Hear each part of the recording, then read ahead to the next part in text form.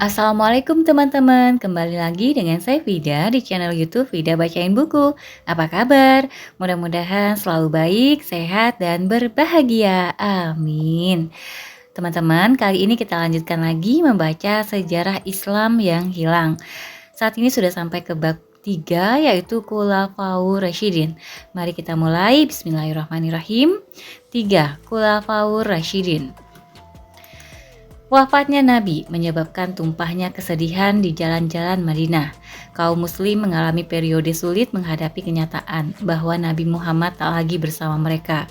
Sehingga awalnya ada beberapa yang menolak berita tersebut. Tetapi wafatnya Nabi juga memunculkan pertanyaan tentang kepemimpinan di Madinah. Selama lebih dari 20 tahun, Nabi Muhammad memimpin umat Islam secara politis dan spiritual. Hubungan langsung dengan Allah memberikan arti bahwa masyarakat dipandu oleh kekuatan yang sesuai dengan rencana ilahi. Sekarang, hubungan itu tak ada lagi. Apa yang akan terjadi kepada masyarakat yang dibangun Nabi Muhammad? Lebih khusus, siapa yang akan memimpin umat Islam sepeninggal Nabi? Bahkan sebelum jenazah Nabi dikuburkan, sekelompok tokoh utama dari kaum Muhajirin dan Ansar berkumpul untuk menjawab pertanyaan soal kepemimpinan. Perbedaan pendapat dalam kelompok tersebut tentang siapa yang harus mendapat otoritas atas negara Muslim muda ini dapat mengancam perpecahan umat. Mungkin juga ada usul solusi dua negara, yang satu dipimpin orang Ansar, satu lagi Muhajirin. Artinya, Umar mencalonkan Abu Bakar menjadi pemimpin politik negara kesatuan Muslim yang berpusat di Madinah. Abu Bakar adalah pilihan tepat. Setelah Khadijah, dia orang pertama yang menerima Muhammad sebagai nabi dan masuk agama baru itu. Dia menemani Nabi Muhammad saat hijrah ke Madinah. Bahkan dialah yang ditunjuk Nabi Muhammad untuk mengimami sholat di Masjid Nabawi pada hari-hari terakhir hidup Nabi. Ya, ia memang berasal dari Mekah, tetapi tak seorang pun baik Muhajirin maupun Ansar bisa mendebat kualifikasinya. Abu Bakar mendapat gelar Khalifatur Rasul, berarti penerus utusan Tuhan, disingkat Khalifah pada 632. Khalifah bukanlah nabi baru. Kitab Quran jelas menyatakan Muhammad sebagai nabi terakhir dan tak ada lagi nabi yang datang setelahnya. Terlebih lagi, tugas khalifah bertindak sebagai pemimpin politik dengan mengikuti teladan yang diberikan Nabi Muhammad saat memimpin Madinah. Maka, khalifah diharapkan menjadi pemimpin yang cakap, mampu mengelola permasalahan negara muslim dengan efektif, juga mampu melindungi agama yang dibawa Nabi Muhammad dan menggerakkan orang untuk mengikutinya sebisa mereka. Sikap Abu Bakar dalam menjalankan tugas akan menjadi contoh bagi khalifah berikutnya untuk memenuhi peran tersebut. Demi menegakkan keberlanjutan tujuan politik Nabi Muhammad, Abu Bakar mengirim kekuatan ke Suriah Selatan untuk bertempur melawan Bizantium sebagai balas dendam atas konfrontasi sebelumnya. Ekspedisi ini menunjukkan tujuan politik umat Islam tak akan berhenti sepeninggal Nabi. Tetapi ekspedisi ini tak sepenting perkembangan ancaman dari gurun pasir sebelah timur Madinah. Di sana berbagai suku Badui yang baru masuk Islam mulai memberontak. Logika mereka sederhana. Mereka bersumpah setia pada Islam dalam kekuasaan Nabi Muhammad. Dan sejak beliau wafat, sumpah itu tak lagi berarti. Mungkin alasan lain memisahkan diri dari pemerintahan Abu Bakar adalah kebencian tradisional Arab terhadap pemerintahan yang terorganisasi. Selama berabad-abad, suku-suku Arab mengembara dengan bebas tanpa ada pemerintah pusat yang menentukan langkah mereka dan memungut pajak. Walau menyesal, mungkin mereka tetap dapat menerima perjanjian semacam itu dengan Nabi Muhammad, tetapi pasti mereka tak akan patuh begitu saja di bawah Abu Bakar. Jangan membunuh anak-anak, juga perempuan, juga orang tua. Jangan merusak pohon, jangan pula membakarnya dengan api, terutama yang sedang berbuah. Jangan menyembelih ternak musuh, kecuali untuk dimakan. Jika engkau melewati segolongan manusia yang mengabdikan diri dalam biara, jangan diganggu. Aturan perang Abu Bakar yang diperintahkan kepada pasukannya. Diiringi kebencian terhadap pemerintahan terorganisasi, muncul sejumlah orang yang mengklaim diri sebagai nabi. Yang paling menonjol diantaranya Musailamah, dikenal sebagai Musailamah si pembohong dalam sumber-sumber sejarah kemudian. Penolakan suku-suku ini untuk membayar zakat, pilar penting dalam Islam, ditambah pemerintahan terhadap Nabi, baru membuat Abu Bakar menyatakan mereka telah meninggalkan Islam dan merupakan ancaman bagi agama Islam itu sendiri. Jika kelompok tersebut dapat menentukan aspek Islam mana yang diterima atau bisa menyatakan diri sebagai Nabi dan mengambil agama apapun yang cocok bagi mereka, kesucian Islam dapat hilang di tengah ratusan versi. Tak diragukan lagi contoh-contoh orang terdahulu yang mengubah agama dari Tuhan agar sesuai dengan keinginan mereka, sebagaimana disebutkan dalam Al-Quran. Dalam Quran, muncul di benak Abu Bakar. Orang-orang tersebut ditegur Tuhan dan akan dihukum pada hari pengadilan atas dosa-dosanya. Inilah takdir yang benar-benar dihindari orang saleh dalam masyarakat muslim. Hasilnya, tindakan militer harus diambil Abu Bakar. Ia menunjuk Khalid bin Walid sebagai komandan pasukan yang dikirim ke timur untuk memadamkan gerakan pemberontakan. Nama Khalid terkenal di seantero semenanjung Arab dan ia belum pernah kalah dalam pertempuran yang dilakukannya, baik sebelum maupun sesudah masuk Islam.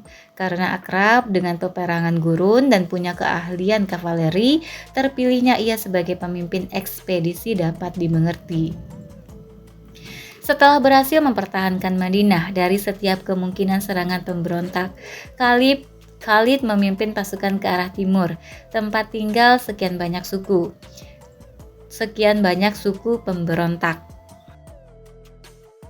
Kekuatan Musailamah tidaklah sebanding dengan kecakapan militer Khalid. Pemberontak mundur, Musailamah terbunuh dalam peperangan.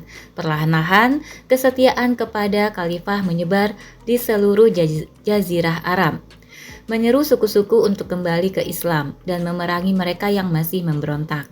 Pada 633, perang melawan kemurtadan selesai dan seluruh Arab sekali lagi bersatu sebagai negara kaum muslim. Islam telah berhasil selamat melewati tantangan politik, menghapuskan pertanyaan tentang kesetiaan pada Islam dan kepemimpinan politik sepeninggal Nabi. Perang ini menanamkan satu teladan penting berkaitan dengan masa depan dunia Islam. Pertama, konflik tersebut menunjukkan persatuan spiritual Islam merupakan kepentingan yang paling utama. Penyimpangan dan nabi palsu tidak akan ditoleransi. Menurut keyakinan Islam, bangsa sebelumnya yang telah diseru pada monoteisme dan menyimpang dari hukum Tuhan telah beruntung karena dikirimkannya nabi untuk meluruskan mereka. Ketetapan Nabi Muhammad sebagai nabi terakhir berarti tak ada lagi nabi yang akan datang untuk memperbaiki kesalahan muslim yang menyimpang. Tak boleh ada kesalahan dalam menjaga Islam seautentik masa Nabi Muhammad. Ekspedisi militer Khalid menunjukkan dunia Islam bahkan siap mengangkat senjata untuk melindungi pesan ilahiyah Islam. Kedua, kesatuan politik dunia Islam dijamin untuk sementara. Hanya ada satu pemimpin di dunia Islam. Semenanjung Arab berada di antara dua kekuatan dunia, Bizantium dan Sassanid. Jika mereka ingin bertahan di kancah internasional, dibutuhkan persatuan.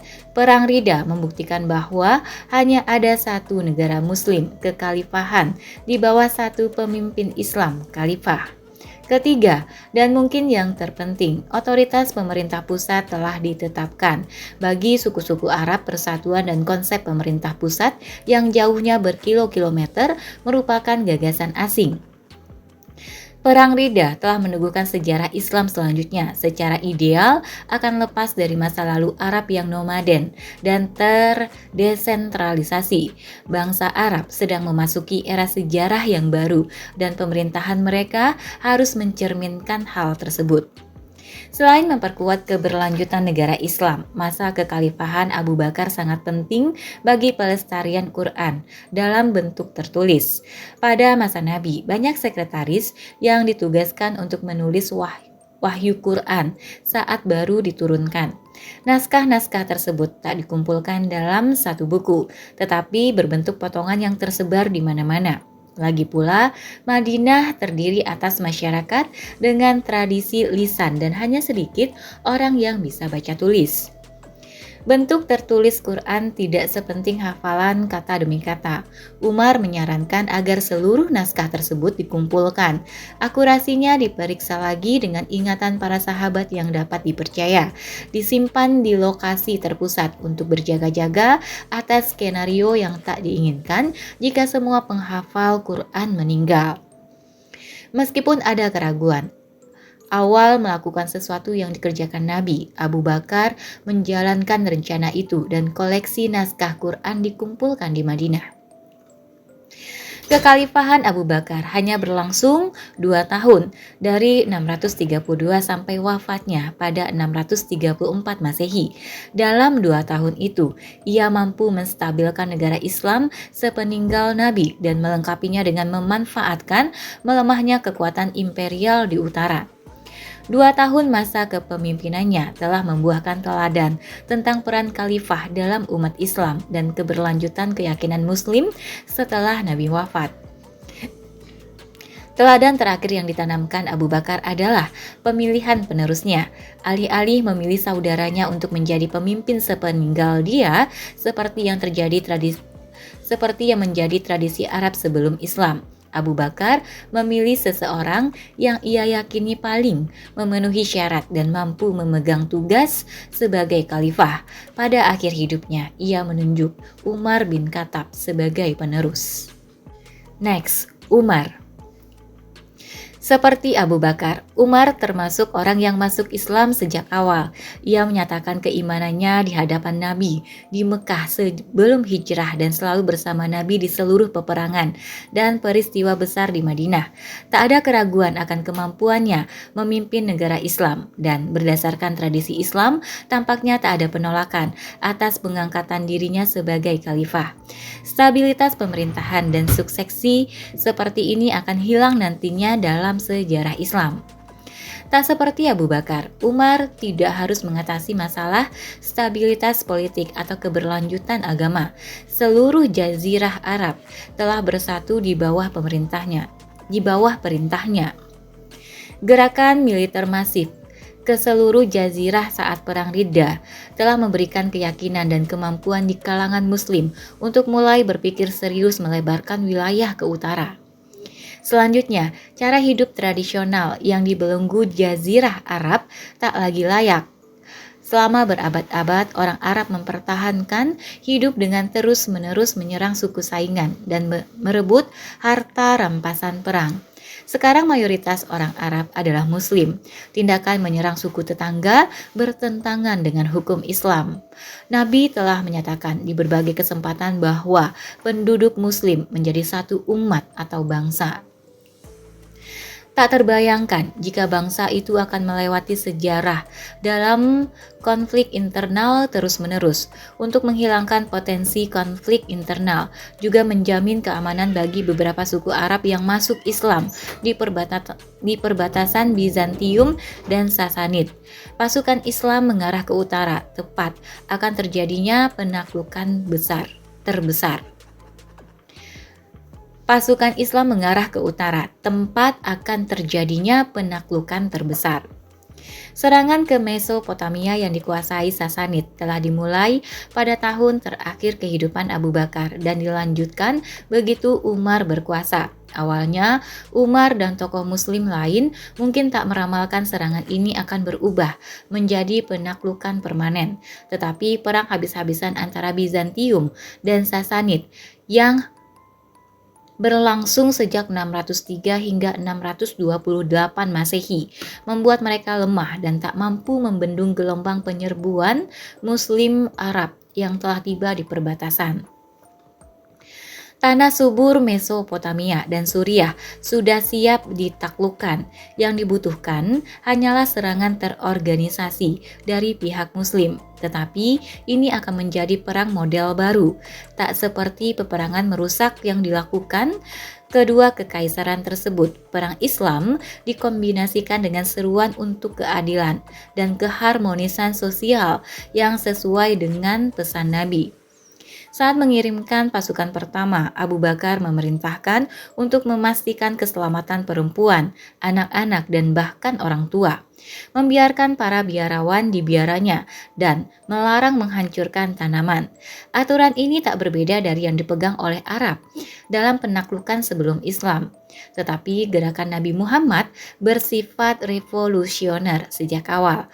Gagasan, tradisi, dan cara hidup lama harus dirobohkan demi tatanan baru yang diperluas hingga dalam peperangan. Secara bersamaan, pasukan dikirim ke Suriah dan Mesopotamia pada 633.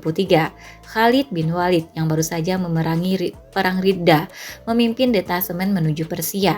Sementara itu Yazid, anak Abu Sufyan, memimpin pasukan yang dikirim ke Suriah. Di sana dengan cepat ia mampu mengalahkan kekuatan Bizantium di dekat Gaza. Bagi orang-orang Bizantium, kekalahan mengejutkan tersebut menandakan bahwa ini mungkin bukan perampasan biasa, melainkan invasi total.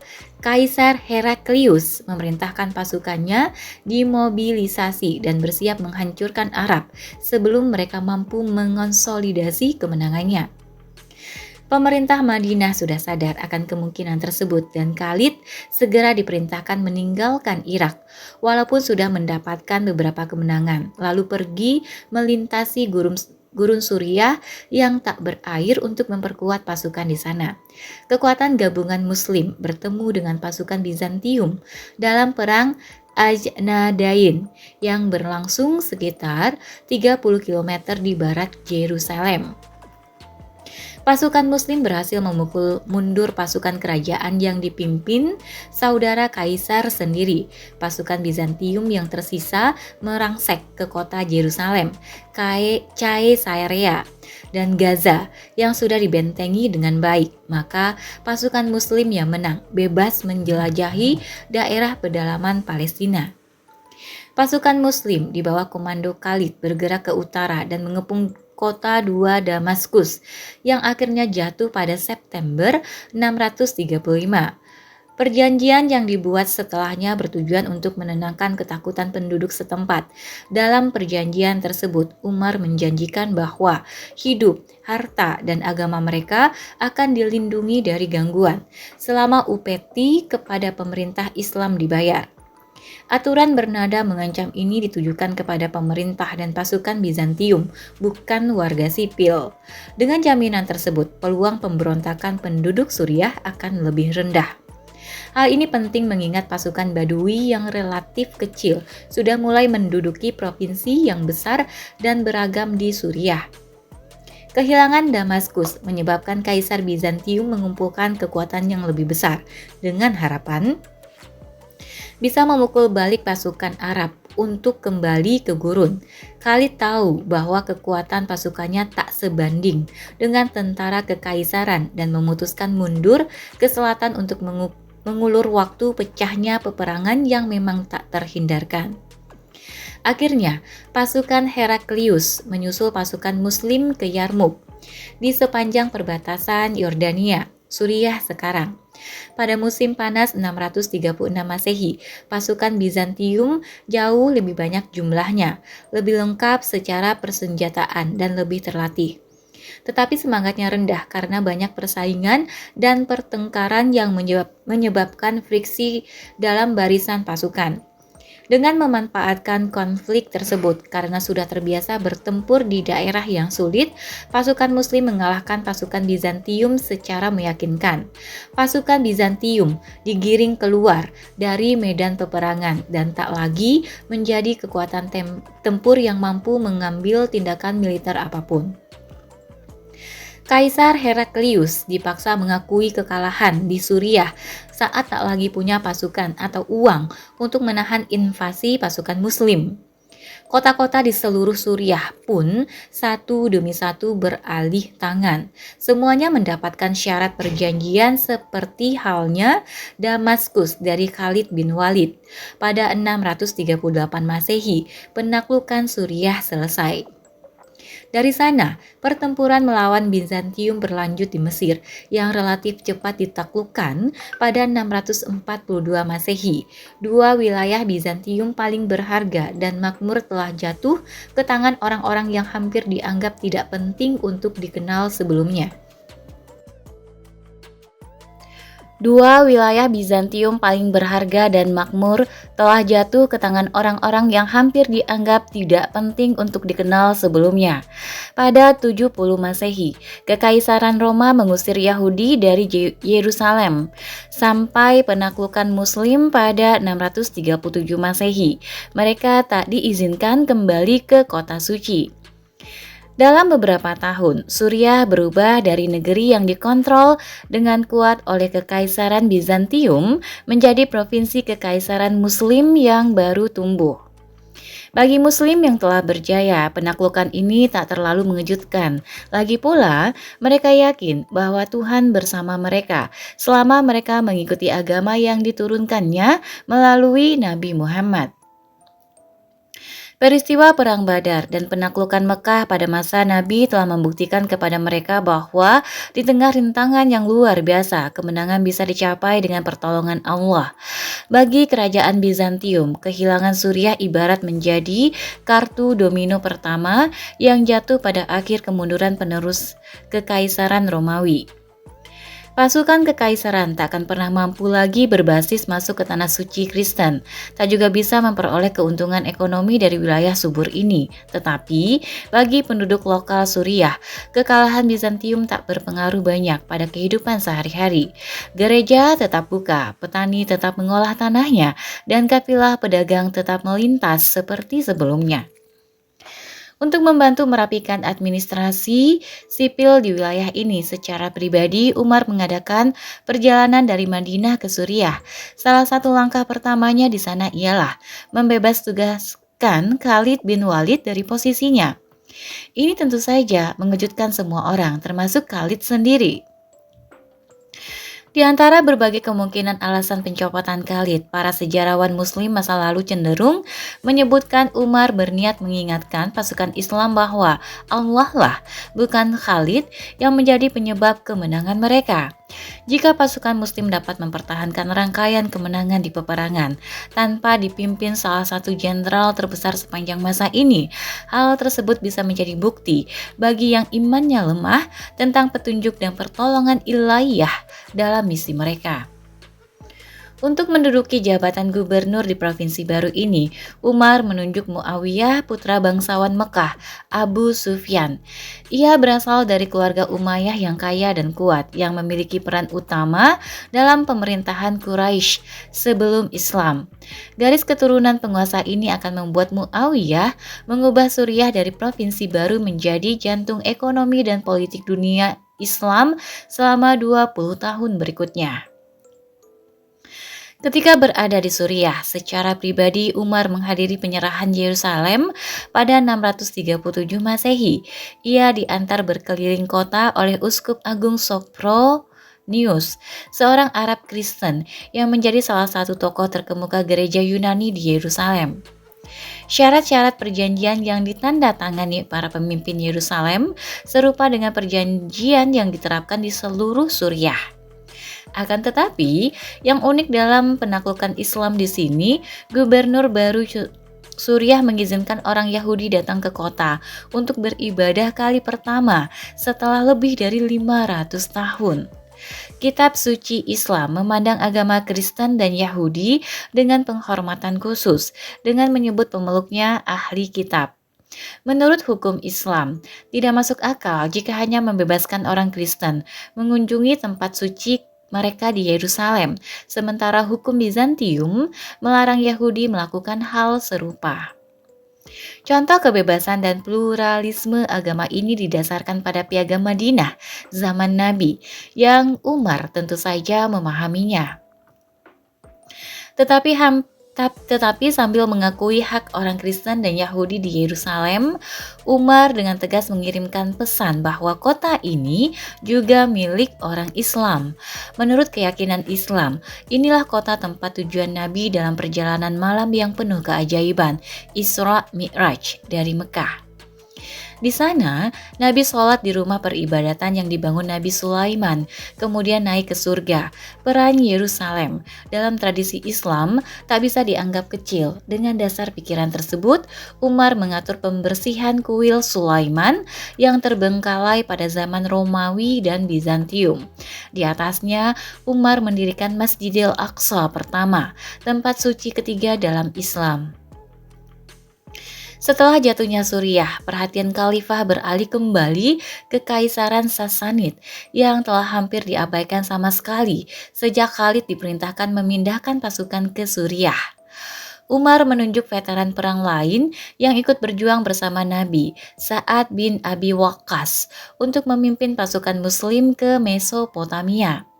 Meskipun awalnya mengalami kekalahan, akibat tak mampu menghadapi pasukan gajah, bala tentara Sa'ad mampu mengalahkan pasukan Persia di perang Qadisiyah pada akhir 636 Masehi. Perang ini berhasil mengumpulkan rampasan perang yang signifikan bagi pasukan Muslim. Sebagian besar rampasan dikirimkan ke Madinah untuk dibagikan sesuai hukum Islam.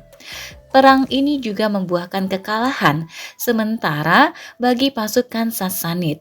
Akan tetapi, jika benar-benar ingin menguasai Irak, pihak Muslim harus mengambil alih ke Ctesifon, ibu kota Sasanid. Ctesifon bukanlah kota dengan pertahanan bagus. Kota ini terletak di dataran antara Sungai Tigris dan Sungai Efrat, sekitar 60 km di selatan kota kuno Babylon. Setelah pengepungan selama 2 bulan pada awal 637 Masehi, ibu kota ini jatuh ke tangan pasukan Muslim. Seluruh dataran Tigris dan Eufrat sekarang berada di bawah kendali pasukan Muslim, sementara Kaisar Sasanid dan pemerintahannya melarikan diri ke dataran tinggi Persia.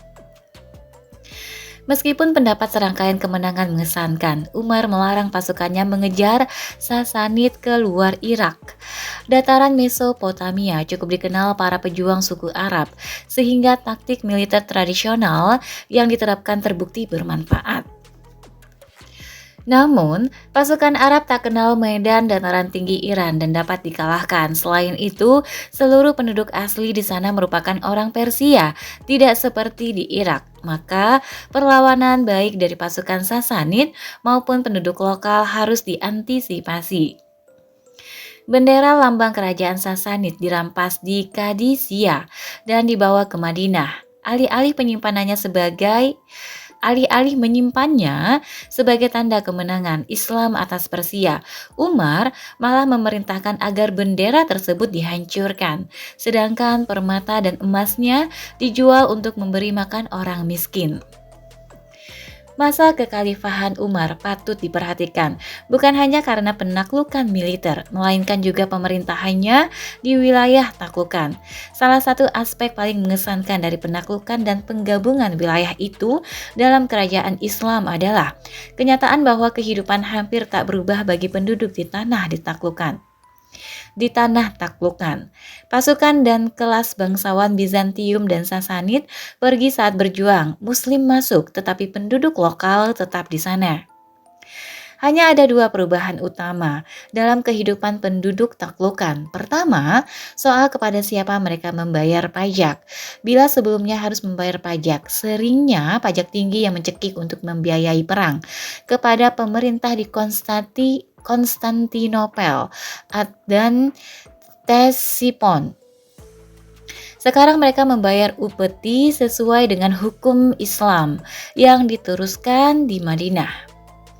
Dalam banyak kejadian, upeti ini tak melebihi jumlah pajak sebelumnya dan sering malah lebih rendah. Bagi masyarakat biasa, pajak yang lebih kecil ini kabar baik, siapapun yang mengumpulkannya. Perubahan besar kedua, soal toleransi beragama terhadap kelompok tertentu. Kristen monofosit yang berbeda dari pemerintah ortodoks Yunani dalam masalah keberadaan Yesus diperbolehkan menjalankan agamanya di Suriah. Ini perubahan baik dibanding watak menindas pemerintahan Bizantium. Yahudi juga bebas dari penindasan resmi dan diizinkan kembali ke kota tersuci mereka, Yerusalem, untuk beribadah. Di bekas daerah Sasanid, pemeluk Kristen Nestor mengalami peningkatan kebebasan beragama. Sebelumnya, penguasa beragam Zoroaster terbiasa membatasi kebebasan pemeluk Kristen Nestor karena mencurigai mereka diam-diam bersekutu dengan kekaisaran Bizantium Kristen. Tentu saja, ketegangan masih ada di antara kelompok agama, terutama sejak pemukim Kristen di bulan Sabit subur tersinggung dengan aturan Semit nomaden dari gurun. Tetapi secara umum, sifat egaliter ajaran Nabi Muhammad membantu memandu sebuah era toleransi beragama yang sebelumnya hampir tak ada sama sekali. Dalam bidang ekonomi, penaklukan telah membawa kemakmuran yang tak terbayangkan bagi orang Arab yang relatif sederhana. Ribuan koin perak dan emas serta batu mulia berharga mengalir dari tanah taklukan, terutama Irak, ke Madinah sebagai bagian dari perampasan perang. Berdasarkan ajaran hukum Islam, harta rampasan tersebut dianggap milik seluruh umat Islam dan dibagikan kepada seluruh anggota umat. Dari pemeluk awal sampai pemeluk baru non-Arab. Ledakan besar dalam aktivitas ekonomi terjadi di Mekah dan Madinah. Rumah-rumah baru terus dibangun dan perkebunan yang luas disiapkan guna menopang pertumbuhan ekonomi berkelanjutan setelah penaklukan. Untuk kali pertama dalam sejarah Islam, kekayaan yang sangat besar berada di tangan pemerintahan. Selama 10 tahun menjabat khalifah, Umar telah mengubah negara Islam muda dari yang mulanya terdiri atas masyarakat perampas di gurun menjadi sebuah kekuatan regional. Ekspansi cepat dibarengi stabilitas sosial membuktikan kemampuannya yang luar biasa sebagai administrator dan pemimpin. Dia menjadi salah satu penguasa paling berhasil dalam sejarah Islam. Kekuasaannya tiba-tiba berakhir pada 644 setelah ia dibunuh di Madinah oleh seorang budak Persia yang iri kepada pemimpin karismatik ini. Menjelang wafat, Umar menunjuk majelis berisi 6 pemimpin yang dihormati masyarakat Madinah untuk memilih penerus dari mereka sendiri. Mereka memilih Utsman bin Affan, salah seorang pemeluk Islam awal. Berbeda dari Abu Bakar dan Umar, ia berasal dari klan Umayyah di Mekah. Utsman sangat kaya dan berkuasa sebelum masuk Islam. Tak diragukan lagi melihat keberhasilan kebijakan Umar, Utsman berjanji mengikuti langkah pendahulunya dan menegakkan praktik yang sama dengan khalifah sebelumnya. Ia pun diangkat pada akhir 644 Masehi. Selanjutnya, Utsman. Latar belakang Utsman dari keluarga bangsawan berperan besar dalam keputusannya sebagai khalifah. Keluarga Umayyah cukup berpengalaman soal tata negara sebelum datangnya Islam dan Utsman mengandalkan pengalaman tersebut dalam keputusan pribadinya. Muawiyah, sepupunya, sudah menjadi gubernur Suriah dan bekerja sangat baik dalam menjadikan wilayah perbatasan menjadi tulang punggung negara Islam. Utsman melanjutkannya dengan menunjuk saudara sepersusuannya, Abdullah bin Sa'ad, sebagai gubernur Mesir. Ia berharap keturunan Umayyah akan bekerja dengan baik di Mesir, seperti halnya di Suriah. Sepupunya yang lain ia tunjuk di Irak, tempat mereka memimpin serangan ke tanah Persia dan lambat laun menguasai seluruh kekaisaran Sasanid. Untuk kali pertama, muncul dugaan nepotisme dalam sejarah Islam, walaupun sepertinya tak cukup serius dalam menghambat usaha dan kemampuan memperluas negara Islam. Dalam masa kekhalifahan Utsman, seorang duta Muslim dikirim ke Tiongkok untuk membangun hubungan diplomatik antara khalifah dan dinasti Tang. Melanjutkan langkah dan penekanan Umar pada militer, Utsman memerintahkan pembangunan armada angkatan laut pertama dalam sejarah Islam. Tujuannya menggagalkan setiap serangan balik Bizantium. Gubernur Suriah dan Mesir sangat bergantung pada keterampilan orang Kristen lokal dalam membangun kapal laut. Orang Kristen yang sebelumnya berada di bawah kedaulatan kerajaan Bizantium menunjukkan semangat besar dalam pekerjaannya bagi pemerintahan baru Arab, terutama mengingat banyak di antara mereka beragama Kristen Koptik dan sekte Kristen lain yang tak diakui Bizantium. Kesediaan Muslim memperlakukan mereka dengan lebih baik daripada Bizantium berperan besar pada kesetiaan mereka terhadap khalifah. Hasilnya berupa masyarakat yang damai dan keamanan dari ancaman luar. Contohnya, saat serombongan armada Bizantium mencoba menguasai kembali Alexandria pada 646 Masehi, tetapi digagalkan para pelaut Kristen yang bekerja kepada khalifah. Selain mempertahankan perbatasan, kekhalifahan Islam mampu memperluas pengaruhnya ke Laut Tengah dengan merebut Siprus dan Kreta, serta menyerang hingga ke Sisilia. Keberhasilan militer juga terus berlanjut di daratan saat Muawiyah memimpin pasukan Suriah yang kuat untuk masuk ke Armenia melawan kekuasaan Bizantium. Daerah pegunungan Anatolia yang diisi sebagian besar penduduk Yunani menjadi batas alam antara masyarakat Bizantium dan Muslim, terbentuk di sekitar batas modern Turki dan Suriah. Lebih jauh ke timur, pasukan Muslim terus memaksa masuk ke jantung Persia di bawah pimpinan saudara Utsman yang lain, Abdullah bin Amir.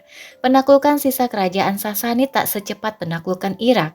Di sana, masyarakatnya lebih homogen dan lebih terhubung dengan pemerintahan Sasanid. Akibatnya, perang tersebut memakan korban yang lebih banyak dari pasukan Muslim.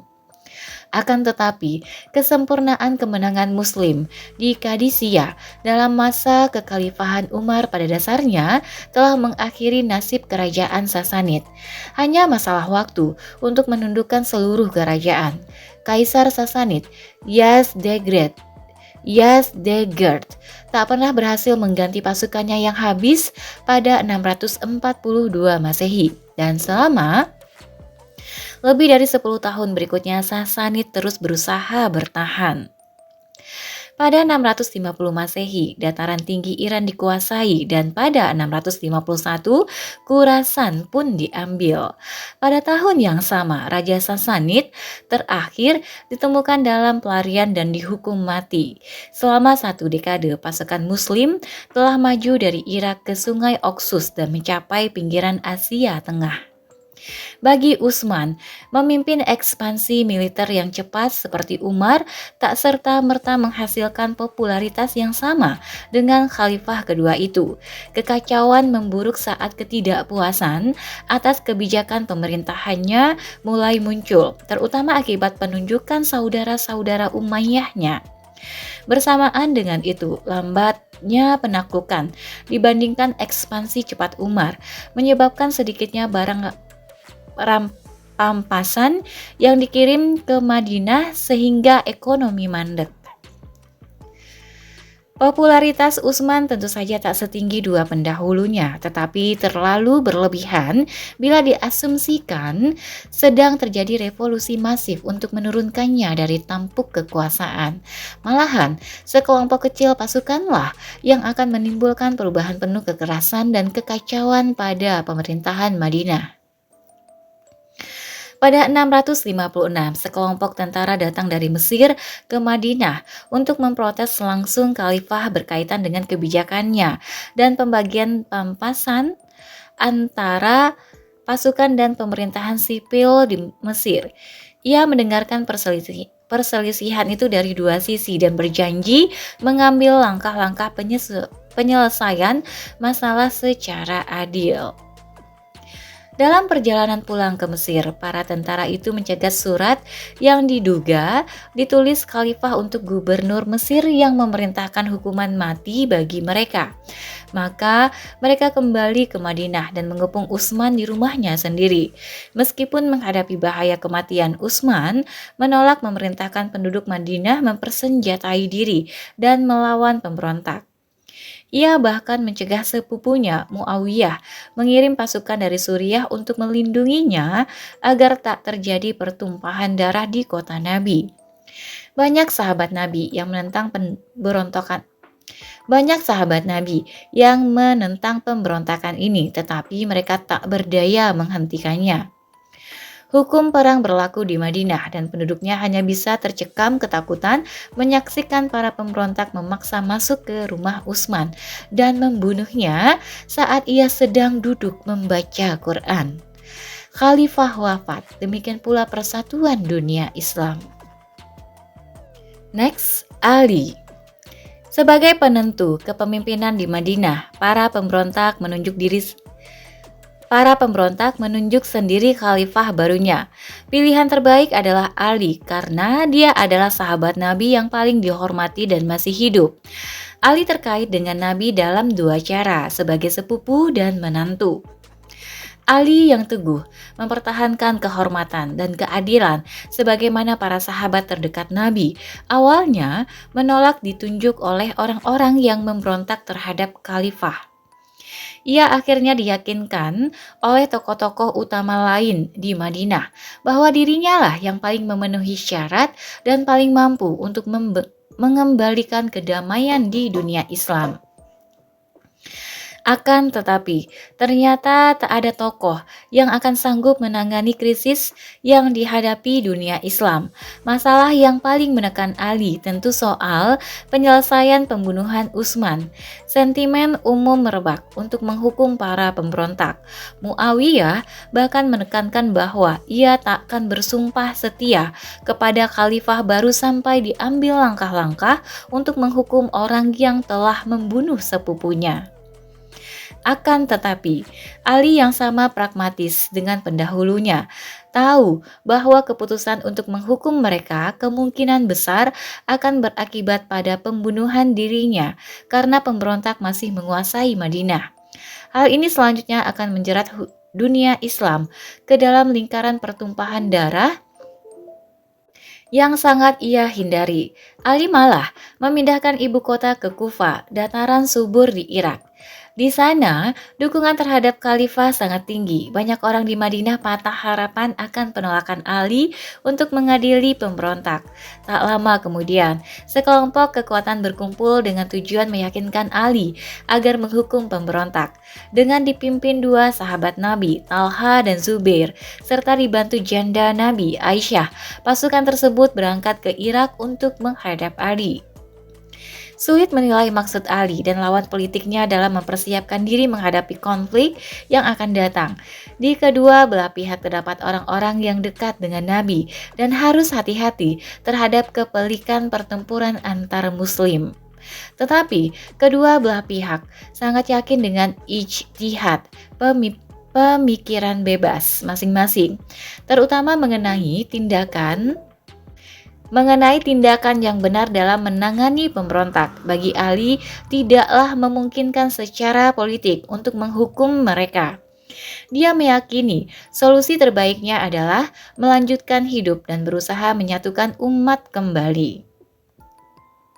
Bagi penentangnya, penyatuan kembali mustahil dilaksanakan tanpa memperbaiki kesalahan dan mengirimkan pesan bahwa kekhalifahan tak bisa diganggu seperti yang terjadi dalam pengepungan Utsman. Kedua argumen tersebut mungkin mengandung kebenaran di dalamnya, tetapi perpecahan politik akibat wafatnya Utsman terlalu besar untuk diselesaikan. bahkan oleh para sahabat Nabi sekalipun. Perselisihan pun tak terelakkan. Akhir pada 656 Masehi, kedua pasukan bertemu di padang dekat Basra, Irak Selatan. Beberapa anggota oposisi termasuk Talha dan Zubair menemui Ali sebelum pertempuran dengan harapan dapat menghindari pertumpahan darah. Sebuah perjanjian damai sementara disetujui. Pemimpin kedua pihak yang segan menyaksikan perang saudara terjadi hanya 20 tahun setelah Nabi dikebumikan. Akan tetapi, pihak ekstremis yang kurang taat dari kedua kubu masih memaksa pasukan untuk saling menyerbu, meskipun sudah ada negosiasi antar pemimpin mereka. Dalam kebingungan, akhirnya kedua pasukan berbenturan dan masing-masing yakin pihak lainlah yang memulai pertempuran. Hasil perang yang nantinya dikenal dengan nama Perang Unta ini tak dapat dipastikan. Kedua belah pihak mengalami kehilangan besar. Talha dan Zubair tewas dalam kekacauan. Ali dan Aisyah lolos tanpa cedera dari pertempuran, tetapi mereka patah harapan menyaksikan perang saudara pertama dalam sejarah Islam ini. Aisyah kembali ke rumah di Madinah ditemani oleh pengawalan militer yang disiapkan Ali demi keselamatannya. Aisyah memutuskan untuk menarik diri dari urusan politik hingga wafat pada 678 Masehi. Meskipun telah terjadi pertumpahan darah, posisi Ali sebagai khalifah masih belum aman. Muawiyah bersikap netral dalam konflik antara Ali dan penentangnya, tetapi tetap tak bersumpah setia sampai Ali mengumumkan pembunuh sepupunya. Ali tak bisa memerintah dengan efektif saat salah satu gubernur terkuat di dunia Islam tak mau tunduk kepada otoritasnya. Akan tetapi, Ali masih mempertahankan pendapatnya bahwa menghukum pemberontak bukanlah prioritas dan tak bisa dijalankan dalam keadaan apapun. Kali ini, untuk menghindari pertumpahan darah lebih jauh, ia bersedia bertemu dengan Muawiyah untuk menyelesaikan perselisihan melalui arbitrasi. Kedua belah pihak bertemu di suatu tempat antara Irak dan Suriah, daerah asal masing-masing pendukung, pada 658 Masehi. Apa yang tepatnya terjadi dalam negosiasi dan bagaimana hasilnya sulit disibak dari kabut sejarah. Tetapi, sepertinya sang penengah mendukung solusi yang menurunkan Ali dan Muawiyah dari kekuasaan, lalu melakukan pemilihan khalifah baru. Saat hasil arbitris ini diumumkan kepada kedua belah pihak, sekelompok pendukung Ali menentang keputusan. Mereka menyatakan, keputusan hanya milik Allah dan menolak menerima legitimasi penengah. Kelompok tersebut mengutuk Ali karena mengizinkan nasib politiknya ditentukan oleh manusia biasa yang bisa berbuat salah. Posisi politik ekstrim mereka berubah menjadi posisi keagamaan ekstrim yang menganggap setiap manusia berdosa sebagai kafir. Setelah memisahkan diri dari kelompok pendukung utama Ali, mereka mendapat nama Khawarij yang berarti orang yang meninggalkan. Kelompok Khawarij terus menyebar teror di pedalaman Irak, memerangi siapapun yang tak setuju dengan posisi fanatik mereka. Sementara itu, Ali yang menolak hasil arbitris karena menganggapnya cacat, menegaskan bahwa bekas pendukungnya itu menjadi kelompok pertama dalam sejarah yang telah melepaskan diri dari teologi Islam yang diterima. Mereka tak bisa dibiarkan bebas dengan teror yang merajalela. Ia mengumpulkan pasukan dan menghadapi oposisi tersebut pada musim panas 658 Masehi. Kelompok utama Khawarij berhasil dihancurkan, tetapi gerakan tersebut terus berlanjut dalam bentuk klan Destin, sembunyi-sembunyi dengan tujuan menurunkan Ali dan Muawiyah. Usaha percobaan pembunuhan Muawiyah di Damaskus oleh Khawarij gagal, akan tetapi mereka berhasil membunuh Ali. Saat Ali sedang sholat subuh di masjid di Kufa, seorang pembunuh menikamnya, membuat kekuasaannya yang bergolak itu berakhir dalam kekerasan. Tampuk kekhalifahan jatuh pada satu-satunya orang di dunia Islam yang mendapat dukungan luas dan mampu menjadi pemimpin yang efektif. Muawiyah. Oke teman-teman, sampai di sini dulu untuk bagian 3-nya. Nanti kita akan ketemu di bagian 4, pendirian negara Islam. Terima kasih telah mendengarkan. Sampai jumpa dan assalamualaikum warahmatullahi wabarakatuh.